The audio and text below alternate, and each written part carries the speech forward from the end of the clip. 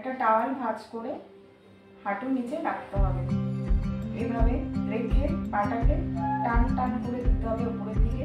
একটা চাপ অনুভব করতে হবে, 5 সেকেন্ড হোল্ড করতে হবে। এবার আস্তে আস্তে পাটাকে শিথিল করে দিতে হবে। এভাবে 10 বার করতে হবে। Leaping exercise. একটা চেয়ারে সোজা হয়ে বসতে হবে, একটা পা নিচে রাখতে হবে, আরেকটা পা টান টান করে উপরের দিকে তুলে ধরে রাখতে হবে।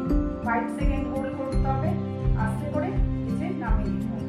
এভাবে অপোজিট পাটা উপরের দিকে তুলে 5 সেকেন্ড হোল্ড করতে হবে, আস্তে করে নিচে নামিয়ে দিতে হবে। এভাবে 20 বার করতে হবে। একটা চেয়ারে বসে পা দুটোকে নিচে রেখে পায়ের পাতাগুলোকে পাটাকে 90 ডিগ্রি অ্যাঙ্গেলে রেখে একটা বালিশ দিয়ে মাঝখানে বালিশটা রেখে পা দুটোকে চেপে ধরতে হবে।